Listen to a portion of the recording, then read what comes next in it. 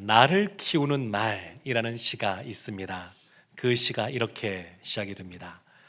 행복하다고 말하는 동안은 나도 정말 행복한 사람이 되어 마음에 맑은 샘이 흐르고, 고맙다고 말하는 동안은 고마운 마음 새로이 솟아올라 내 마음도 더욱 순해지고, 아름답다고 말하는 동안은 나도 잠시 아름다운 사람이 되어 마음 한 자락 환해지고, 좋은 말이 나를 키우는 걸 나는 말하면서 다시 알지.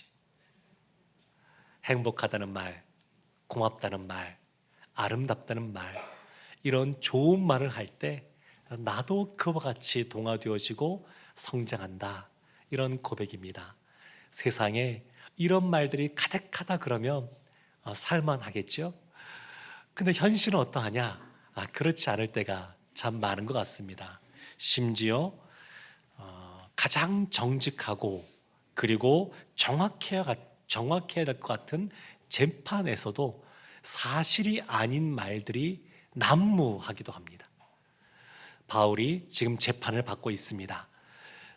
로마로 가기 전까지 5번의 재판을 받게 되는데, 첫 번째는 유대인 군중 앞에서 첫 번째 재판이 있었고, 두 번째는 사내들인 공회 앞에서 있었고, 세 번째는 오늘 본문이 시작되는 벨릭스 총독, 유대 총독인 벨릭스 총독 앞에서 재판을 받고 있습니다. 근데 이 오늘 본문부터 해서 뒤에까지 내용을 보게 되면 사람들의 그런 인간 군상의 모습이 세 가지 모습으로 나오는데, 첫 번째는 변호사인 더둘로의 모습이 나오고, 두 번째는 재판장인 총독 벨릭스, 세 번째는 갇혀서 수감되어 있는 죄수 바울, 이렇게 구분해서 볼 수가 있습니다. 오늘은 특별히 첫 번째 인간 군상이라 할 수 있는 변호사 더둘로에 대해서 보다 더 살펴보려고 합니다. 오늘 본문이 시작하는 1절 말씀 우리 함께 합독하겠습니다. 닷새 후에 대제사장 아나니아가 어떤 장로들과 한 변호사 더둘로와 함께 내려와서 총독 앞에서 바울을 고발하니라. 닷새 후에, 이 닷새가 언제냐면 바울이 갇혀 있는데 바울을 죽이기 전에는 먹지도 않고 마시지도 않고 자지도 않겠다라고 했던 그 암살단 40여 명이 있었습니다. 근데 그들이 암살을 모의하고 했다는 소식을 천부장이 듣고 나서 많은 군인 470명이나 동원해서 예루살렘에서 가이사라로 호송하게 됩니다. 그 호송되어서 가이사라에 바울이 도착하고 나서 5일 후에, 그 5일입니다. 그 사이에 예루살렘에 있었던 대제사장, 장로들이 총독이 있는 가이사라까지 왔습니다. 한 100여 킬로 떨어져 있는데 그 거리를 그들이 왔습니다. 그리고 나서 그들이 이제 바울을 고발하는데, 근데 독특한 건 뭐냐면 대제사장과 장로들만 있는 것이 아니라 변호사인 더둘로와 함께 왔다는 겁니다. 더둘로와 함께. 대제사장, 장로들은 어떤 사람들이냐면 유대법을 잘 알고 있는 사람들입니다. 종교법을 잘 알아요. 그리고 그 사람들은 말을 잘하는 사람들입니다. 말을 잘해요. 그러면서도 권위가 있습니다. 보십시오. 종교법을 잘 알아요. 말도 잘합니다. 그리고 권위도 있습니다. 그러면 그들이 직접 고발하면 될 텐데 직접 하는 것이 아니라 변호사를 대동합니다. 더둘로라고 하는 변호사를 대동합니다. 아마도 이 더둘로가 아마 능력이 있고 아주 유명한 변호사였던 것 같습니다. 그런데 이 더둘로가 왜 그럼 같이 왔느냐 생각해보면, 바울은 유대인일 뿐만 아니라 본인이 로마 시민이라는 것을 밝혔습니다. 본인이 시민권자라고 하는 것. 그러니까 더둘로는 유대법에 정통할 뿐만 아니라 로마법도 잘 아는 사람이었을 겁니다.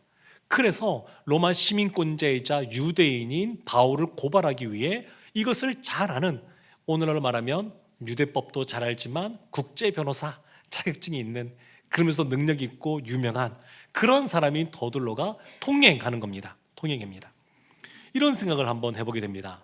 더둘로가 바울을 고발하는데 뒤에 5절, 6절 보면 계속 나오거든요. 근데 그 내용이 진실된 내용이 아닙니다.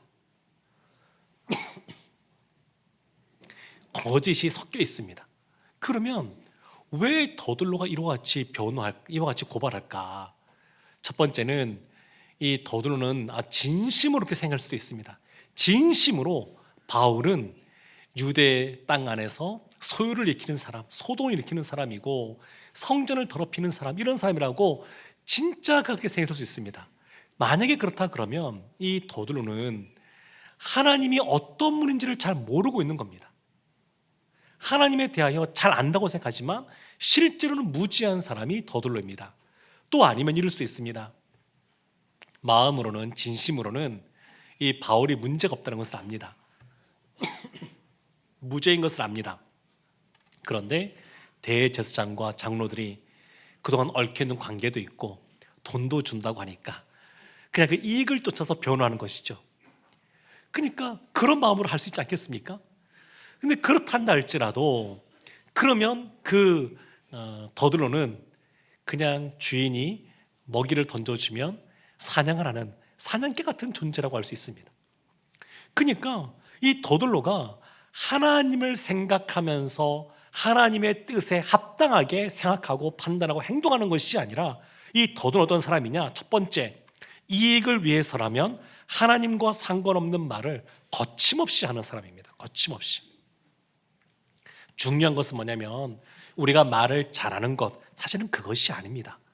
중요한 것은 말을 잘하기보다 무엇을 말하느냐가 더 중요합니다. 그리고 말쟁이가 아니라 하나님의 뜻에 합당하게 그 성경적인 생각을 가지고 그리고 말씀에 순종하느냐, 이것이 보다 더 중요합니다. 사랑하는 성도 여러분, 말을 잘하고 싶으십니까? 네, 그건 나쁜 건 아닙니다. 말 잘하면 좋은 겁니다. 하지만 더 좋은 것은 뭐냐면 좀 어눌할지는 몰라도 하나님의 말씀을 가지고 생각하고 하나님의 말씀을 증거하는 그러한 입술을 갖고 있는 것이 더 좋은 겁니다.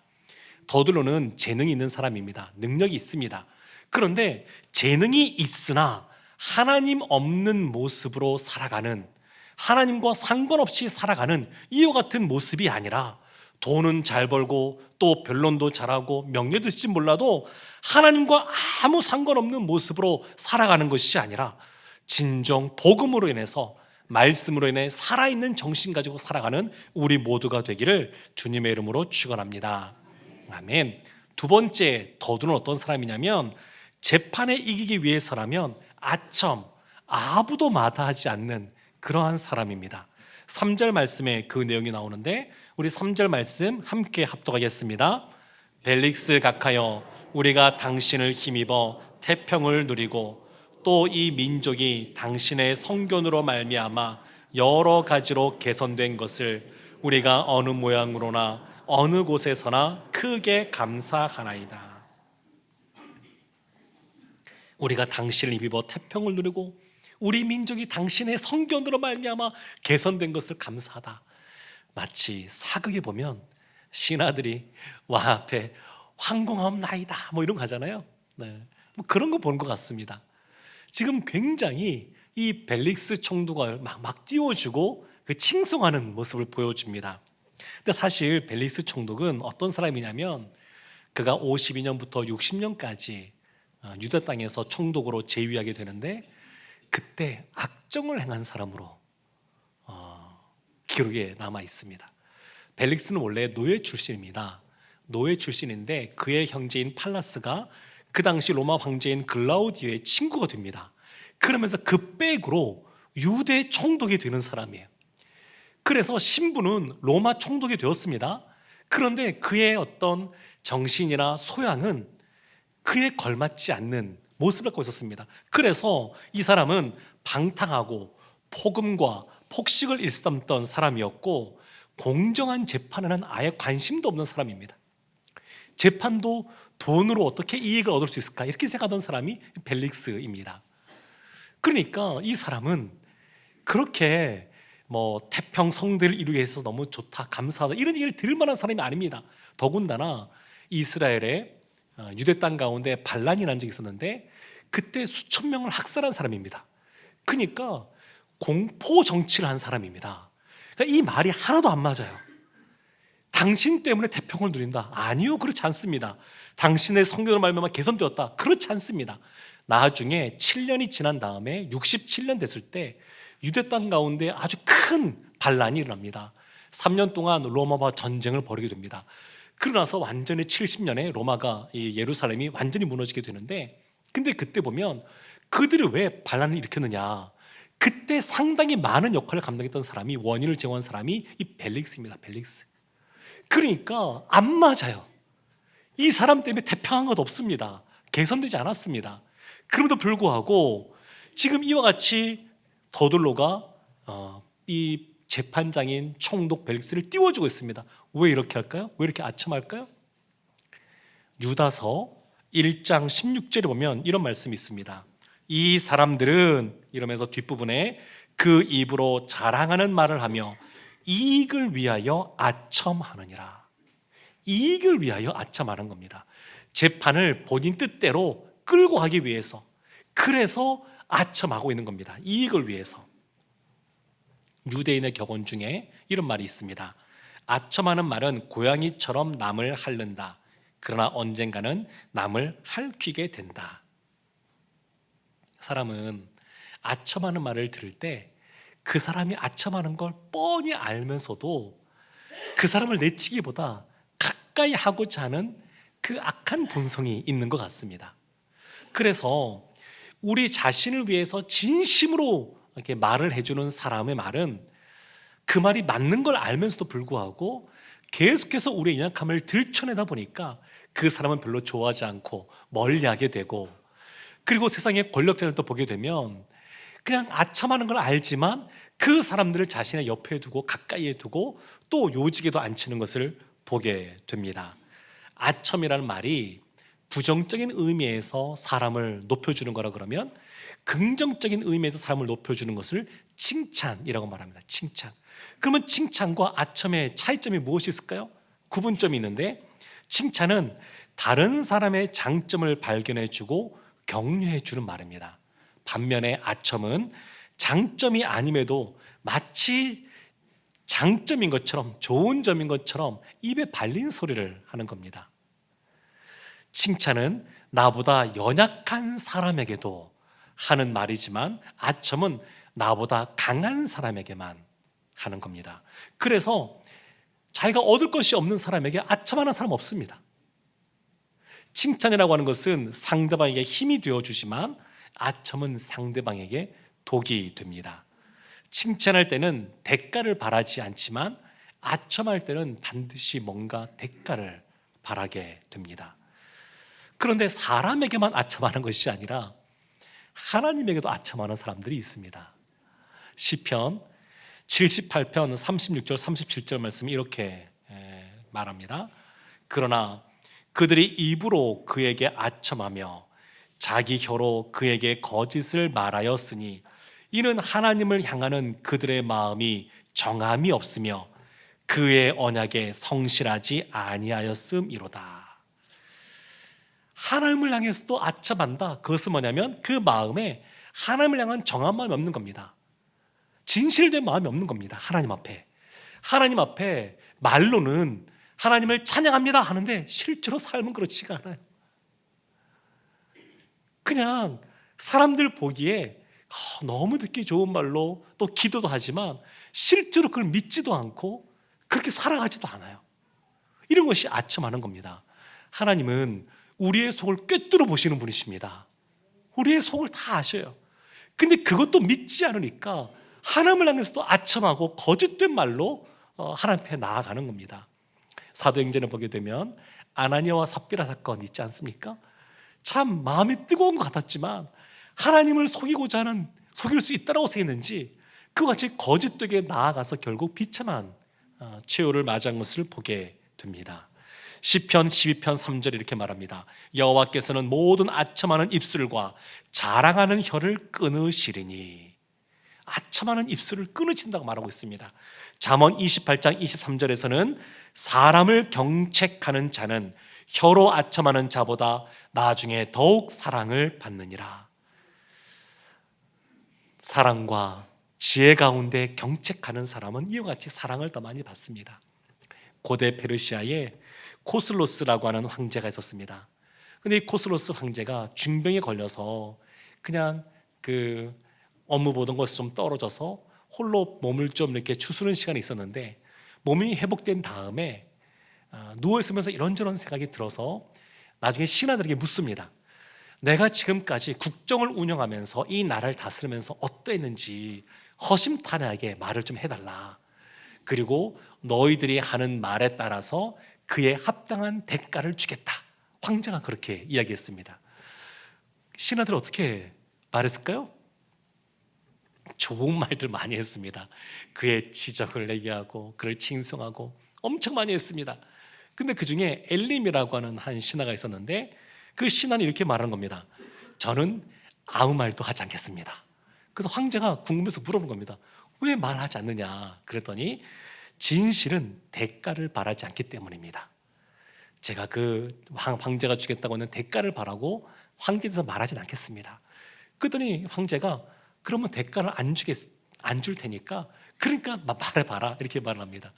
그랬더니 이 엘림이 황제의 약점, 그동안의 실정에 대해서 낱낱이 그냥 고하는 겁니다. 그러면서 마지막에 이렇게 말합니다. 앞으로는 황제시여 무사 안위를 떨쳐버리고 정직하고 성실하게 선정을 베푸십시오. 진심 어린 충정의 말을 합니다. 목숨을 걸고 말했겠죠.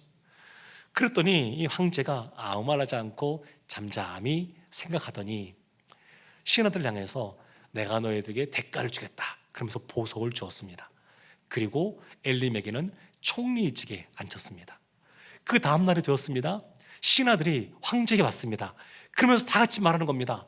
황제시여, 황제에게 이 보석을 바친 사람, 이 보석을 판 사람을 당장 교수형에 처하십시오. 이 보석 가짜입니다. 그랬더니 황제가 당황하지도 않고 이런 말을 했다고 합니다.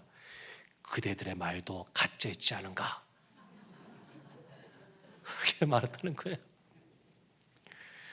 사자성어 중에 교원영색이라는 말이 있습니다. 교묘한 말과 꾸민 얼굴빛. 그러니까 남의 환심을 사기 위해서 아첨하는 것, 거칠하는 것을 말합니다. 그러니까 우리가 신앙생활하면서 어떻게 살아가야 되느냐, 그것은 우리는 교원영색함으로 자신의 이익을 구하는 것이 아니라 아첨 대신에 칭찬하고, 그리고 사람이 잘 될 수 있도록 사랑과 기도하는 마음으로 또 경책하고 권면하는 우리 모두가 되기를 바랍니다. 칭찬하면 칭찬을 받는 사람도 기분이 좋고, 칭찬하는 사람도 사실은 기분이 좋습니다. 그리고 칭찬을 듣는 사람도 그 칭찬을 들으면서 내가 진짜 그런 사람으로 더 살아가야지, 이런 다짐을 하기도 합니다. 이 더들로는 셋째 어떤 사람이냐면 고발 이유도 거짓으로 꾸미는 사람입니다. 고발한 내용이 5절 6절 말씀이 나오는데요, 우리 5절 6절 말씀 함께 합독하겠습니다. 우리가 보니 이 사람은 전염병 같은 자라 천하에 흩어진 유대인을 다 소유하게 하는 자요 나사렛 이단의 우두머리라. 그가 또 성전을 더럽게 하려 함으로 우리가 잡아싸우니. 더들로가 세 가지 이유로 고발합니다. 첫 번째는 천하에 흩어진 유대인들을 다 소유하게 하는 사람. 바울이 지금 예루살렘에 잡히기 전에 그 천부장이 그를 억류하기 전에 어떤 일이 있었냐면, 에베소에 있었던 디아스포라 유대인들이 예루살렘에 와서 바울을 보고 사람들을 소욕했습니다. 소동을 일으켰습니다. 바울이 일으킨 것 아닙니다. 에베소에 있었던 살던 유대인들이 일으킨 겁니다. 근데 지금 바울이 이와 같은 것을 행했다고 로마 총독에게 말하고 있습니다. 로마 총독이 가장 민감하게 생각한 게 뭐냐면, 자신이 통치하고 다스리는 곳에서 반란이 일어나지 않는 것, 그것이 가장 예민한 사항입니다. 근데 그 벨릭스가 가장 예민하게 생각하는 부분을 그냥 거짓으로 이야기하는 겁니다. 사실은 그게 아닌데 교묘하게 말을 그렇게 바꿔서 하고 있습니다. 두 번째, 나사렛 이단의 우두머리. 나사렛 예수 믿는 사람들이 이단도 아닐 뿐만 아니라 바울이 우두머리도 아닙니다. 예루살렘 교회의 리더하면 이 당시에 야고보였는데, 그 야고보를 얘기해야지. 그런데 이 바울은 그런 위치에도 아님에도 불구하고 지금 그렇게 말하고 있습니다. 세 번째는 성전을 더럽게 하려 함으로 에베소에 있었던 그 사람을 예루살렘 성전, 이방인을 예루살렘 성전으로 데리고 가려고 했다, 이건데 사실이 아니거든요. 아님에도 불구하고 거짓되게 이런 것들을 꾸미고 있습니다. 그러면서 아주 결정적으로 아주 비유를 드는데 사람 귀에 쏙 꽂히는 비유 말을 듭니다. 그래서 바울은 어떤 사람이냐? 전염병 같은 사람이다, 이렇게 말합니다. 전염병 같은 사람. 누군가 전염병에 걸렸으면 사람들이 다 거리를 두게 되고 그 사람을 터부시하게 되겠죠. 그러니까 바울을 전염병 같은 사람, 이렇게 말합니다. 사랑하는 성도 여러분, 부정적인 의미에서 전염병 같은 사람이라고 쓰고 있는데, 이 말을 보니까 우리 한국교회 초기 그 140년 전에 복음이 들어왔을 때 그때 믿음의 사람들이 들었던 말이 생각났습니다. 예수 믿는 사람들을, 믿지 않는 사람들이 뭐라고 말하냐면 예수쟁이, 그렇게 말했거든요. 예수쟁이. 제가 어렸을 때마다라도 동네에서 이런 얘기 종종 들었습니다. 예수쟁이라고. 그렇지면서 또 한마디 붙이면, 이런 거 보면 예수쟁이니까 거짓말 안 해, 이런 얘기도 늘 들었던 기억들이 납니다. 그 부정적인 의미에서 예수쟁이였지만 사실은 믿지 않는 사람들에게 그와 같이 인정받는 것, 그건 사실 필요한 것이었습니다. 하나님을 믿는다고 하는 것, 복음의 비밀을 알게 되었다고 하는 것은 사실은 우리에게는 놀라운 축복입니다. 놀라운 겁니다. 바울이 왜 그토록 자신의 생명을 내어놓고 복음을 전했을까요? 가는 곳곳마다 바울을 비난하고 바울을 왕따시키는 동족들이 있었고, 또 심지어 바울을 때리고 돌로 치는 사람들이 있었는데 왜 바울이 그와 같은 험한 꼴을 당하면서도 복음을 전했을까요? 그것은, 복음은 놀라운 능력이 있는데 복음을 받아들여서, 마치 부정적인 표현이지만 이 전염병 같은 표현을 썼으니까, 복음에 전염된 사람, 복음에 감염된 사람은 복음을 전하는 것에서 멈출 수가 없습니다. 복음 안에는 그런 능력이 있습니다. 복음은 사람들로 하여금 자신이 갖고 있는 이 좋은 소식을 다른 사람에게 전하지 않고는 견딜 수 없는 그런 마음이 있게 하는 능력이 복음 안에 있습니다. 이런 면에서 보게 되면 이런 면에서는 예수 믿는 사람이 위험할 수도 있죠. 왜냐하면 예수 믿는 사람 옆에 있으면 같이 예수에 전염되거든요. 같이 복음에 전염되거든요. 그렇지만 이것은 그 사람을 파괴하는 것도 아니고 죽이는 것도 아니고 오히려 그 사람을 살려내는 좋은 겁니다. 좋은 겁니다. 사랑하는 성도 여러분, 우리가 지금 예수 믿고 있는 것은 이와 같이 예수에 먼저 감염되어서 그것을 전염시킨 어떤 사람들이 있었기 때문에 그렇습니다. 누군가가 예수 그리스도의 복음을 갖고 이것을 힘있게 전하는 삶들을 살았기에, 그렇기에 지금까지 우리에게 전해져서 우리가 예수 믿는 사람이 되었습니다. 그러면 우리는 어떻게 해야 될까요? 먼저 질문해 봐야 되겠죠. 나는 과연 예수의 복음에 감염된 사람인가? 그리고 나는 그 복음을 전염시키고 있는가? 이렇게 한번 질문을 해봐야 됩니다. 만약에 우리는 다 예수 믿는 사람들이 모이는 곳이니까, 교회는 우리 안에만 있으면 더 이상 전염될 사람이 없어요. 이미 다 내성이 있는데요. 우리 코로나19 그 팬데믹 때 경험했던 것처럼 이미 감염된 사람들께만 있으면 더 이상 감염되는 사람이 없습니다. 그 안에만 있으면. 그래서 어떻게 해야 되냐면 밖으로 나가야 됩니다. 이 안에만 갇혀 있으면 안 됩니다. 나가야 됩니다. 복음은 그렇게 나가야 됩니다. 그래서 바울은 다메섹 도상에서 예수 그리스도를 만난 이후에 그 예수 그리스도의 순수한 그러한 바이러스에 감염되어서 가는 곳마다 복음을 전하고 구원의 역사가 나타나게 되고, 그러면서 교회를 세우는 일에 쓰임 받았습니다. 베르테르 효과라는 것이 있지 않습니까? 안타깝지만 유명인이 자살했을 경우에 그 인물과 자신을 동일시해서 함께 목숨을 끊는 그런 안타까운 그러한 모방 자살 전염이라고 하는데, 그런 일들이 벌어집니다. 괴테의 소설 젊은 베르테르의 슬픔에서 이 이름이 유래되었는데, 생각해 보십시오. 생명을 잃게 하는 일도 이와 같은 전염성이 있습니다.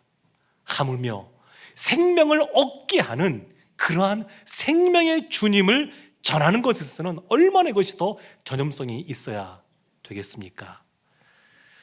자신의 이익을 위해서라면 하나님과 상관없는 말을 하거나 아첨하는 말을 하거나 거짓된 말을 하는 사람이 아니라 늘 하나님의 뜻에 합당한 말을 하고 진실된 말, 정직한 말을 하는 우리 모두가 되기를 원합니다. 하나님 중심으로 생각하고 말하고 행동하는, 복음을 전하는 전염성 있는 그리스도인이 다 되시기를 주님의 이름으로 축원합니다. 아멘. 우리 시간